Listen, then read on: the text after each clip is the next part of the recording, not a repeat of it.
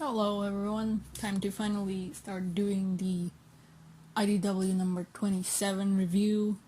Sorry that it wasn't up on Wednesday as they usually are, but as I mentioned in my last video, it was kind of a lot to process in this one, at least for me, and especially since recently I've been kind of distracted, so I'd rather take my time than rush something out. But anyway,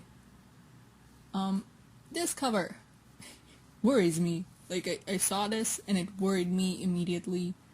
I know that comic covers will sometimes not depict what's actually going on in the story because the point is to draw your eye to like the shelf they're on, so you're gonna buy the comic. I mean, if we've learned anything from the Archie comics, like covers can lie a lot. But you know, this one worries me. I like the composition of it. There's kind of a lot going on, but the colors are muted enough to shift your focus to Gemerl and Cream. And I'm worried about Cream. Also, that Amy looks weirdly on model. Like, I don't know what's up with that. I don't know if it's because they used the eyelids to emote like they do in the games or what, but you know. Also, this video might be one of the shorter ones, maybe, because it's 18 images. The first one was 40 something, and the last one was 20 something, I think. But we'll see. It all depends on my ability to ramble about Sonic stuff. And I'm already going. I like that the Pico, I hope I'm pronouncing that right. I like that Amy's hammer is depicted as having hard effects when it hits, which it should, I think. I think it's cute. Even though she just used it to bash Zamam's face in. Like, look at it. It's gone. It's just completely gone. It's like Hades at the end of Hercules. No, absolutely not. Leave immediately. This is a Christian comic book and channel. You will not bring that here. Go away. God. Xena really went out and called the most polite little kid I know of in media a brat. Like, get out of here. She's controlling a bunch of people turned zombots, yes. But her calling Cream a brat is the worst crime here, I think. Like, quiet. It's the worst crime. Like, yeah. Controlling zombots who are, basically roboticized people isn't nice, but calling Cream a brat? Not in my house. God. I love this scene. Like, I think that I called this in the last review. Like, that maybe, Gemerl, God, here we go. Well, I think I mentioned that maybe he'll fight against the control and to do what he was programmed to do, which is to protect Cream. And I love that she's getting to him. Like, and I love that she got to him. I don't care if we saw it coming. I don't care if it's like some people will say it's an overdone trope where people are like, no, I know you're still in there, the controlled person, and it works. But I love it, and I especially love it with like the trope of robots that got turned evil being talked back to their senses like this. Like, dude just freaking crushed part of his hardware just to get back control, And I love it. I don't care if people will say it's overdone or predictable or whatever, it's still enjoyable. And I think that's what matters. Spin dashing Cream. I love that they're letting more characters spin dash. in this series. And I love that they kept the ears being there, like it's like it is in the sprites in Sonic Advance and other games she's in. Well, other games she's in where she's playable. I think her spin dashing might be a first for the comics, because I don't think she ever spin dashed in Archie, unless she did and I forgot, or if she did it in the Sonic X comics, I didn't read those, so I don't know if she did it there. But it's a first for IDW, at least, I think. Yeah, tell her, Cream, tell her! Get her! I love that she's childlike in her fighting as well. Like, she's a child, she won't really have a strategy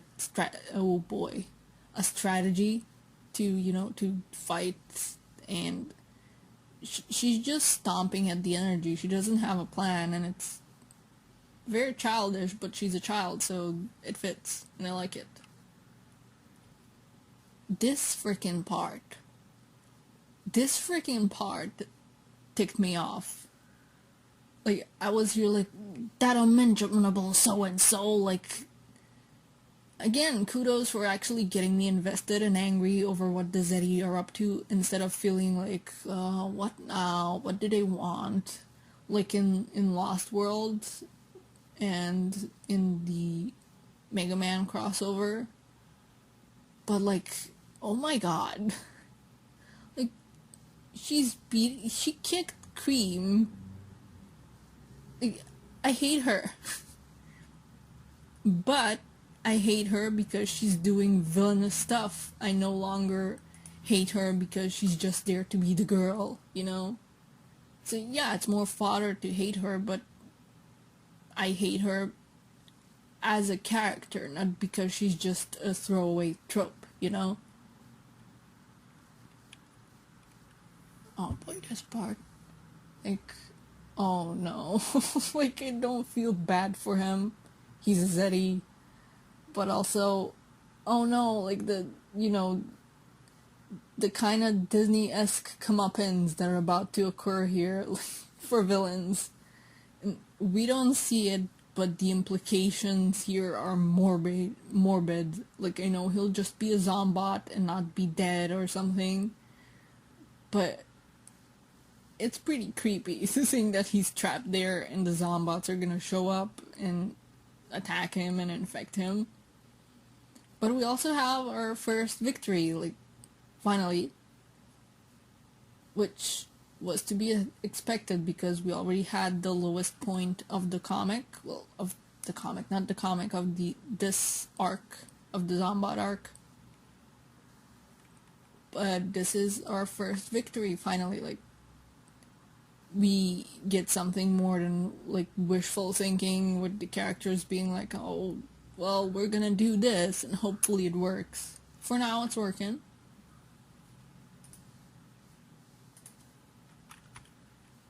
Rest in peace, so-and-so. You, well, you won't be missed by me. I'm so glad that she got her comeuppance. And, God, I love, what was I gonna, oh. I really love the action here. Like, you see the shadow of her. Not her shadow, but the drawn out place where she used to be before she got slammed to the ground. It has very, very cartoony, like, squash and stretch stuff going on there, and I like that. This is gonna get, memes. I might make one. You know the one. But yeah. He's just as angry as I am, if not more so, that she hurt Cream. And we have more comeuppance, this time on screen. They're very creepy, but very deserved.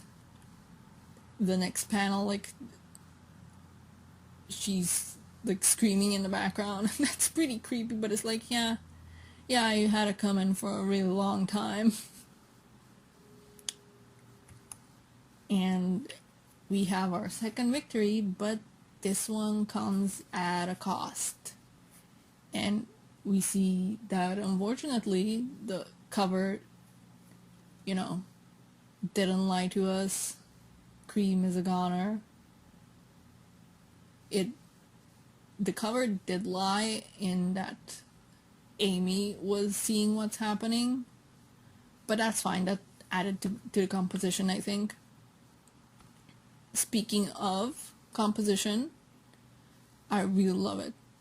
Like, I love the portal that kind of looks like an abstract sun with the positioning over there, and the silhouettes of what are like hordes of zombots in the background that Cream is gonna be joining, in terms of fate. And Gemerl is all hunched over and Cream is the only one talking. Like, I just really love this panel, and this issue is basically full of panels that I love. Like, this legit made me like tear up when I first read this. Like, she really is just a little kid dealing with all this, and honestly, I don't know if the others are gonna find out what happened, but if they do, I wonder how they're gonna react to this. Like, especially Sonic, because he's at the end of his rope, and Whisper, because she only seemed to have Cream left to comfort her after what happened with Tangle. And yeah, like, if they get to find out at all, because as we're about to see, nobody really finds out what happens. They just get the Chaos Emerald back through the portal, and I don't think that they're gonna find out. I don't know. I guess we'll see in future issues.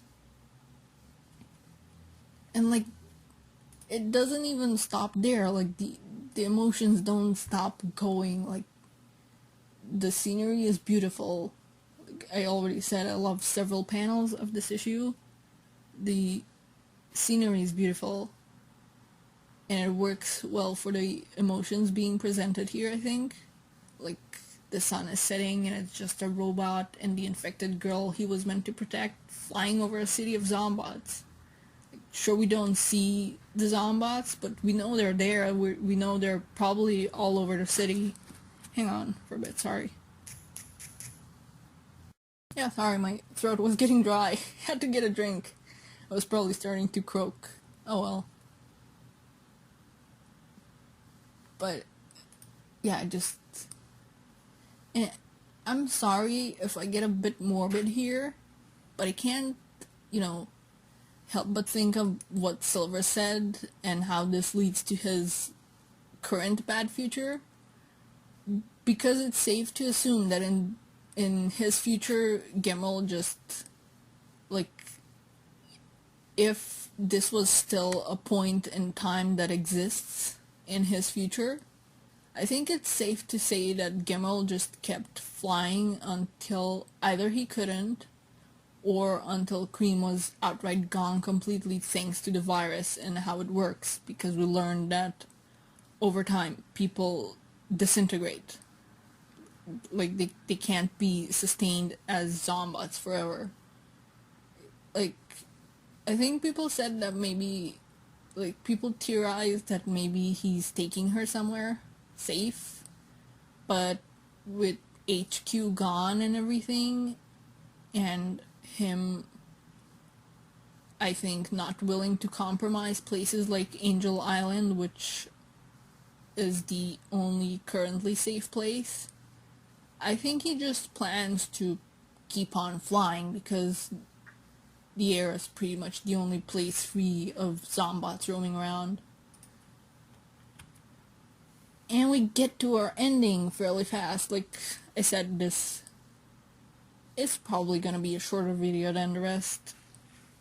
I think I've been going for a bit over 10 minutes, but never mind. Eggman's face floating there is kind of goofy, and I think it will always be kind of goofy when it's not spewing out, you know, the Zombot sludge stuff, because that looked pretty terrifying, even though it looked barfy. Sorry. But again, I'm gonna sound like a broken record. Look at the scenery, like, it's gorgeous. Like, if everything wasn't horrifying right now, I just want to go on Angel Island and just watch the sunset. Because, like, this illustration made me just want to go watch a sunset now, but things being what they are, I can't actually go off and do that right now, you know. But, oh well. But, yeah, maybe I'll draw a sunset, who knows. But I'm getting off topic. But, yeah, I wonder what's gonna come. Are they gonna see the emerald that Cream was supposed to be bringing back with Gemerl? I don't know. I don't know how to pronounce his name. But are they gonna see that and assume the worst? Or will they contact him, even though I think he ripped off his communicator? If you hear a noise, I'm sorry, that's a freaking helicopter passing by, apparently. Alright, well... oh boy, well, I'm wrapping up anyway. Mr. Helicopter Pilot, can't you wait until I'm done with my Sonic video? Jeez. God, anyway. SPO, last we left him off, we didn't see how he's faring this issue. I'm gonna guess we're gonna get to him and the Babylon Rogues next issue. I wonder how they're gonna fare, because their situations are pretty dire. Especially SPO, but I kinda care more for him. Don't tell anyone. Like, the Rogues are fine, but I like SPO as a character more. But anyway, again, sorry for this video coming out, you know, later and not on Wednesday like it's supposed to. But again, I'd rather have things done in their own time rather than rushing it. This is shorter than the other one, so I'm not gonna stall any longer. Like, sorry for rambling, but that's what I do. And subscribe if you want, don't if you don't, and bye bye.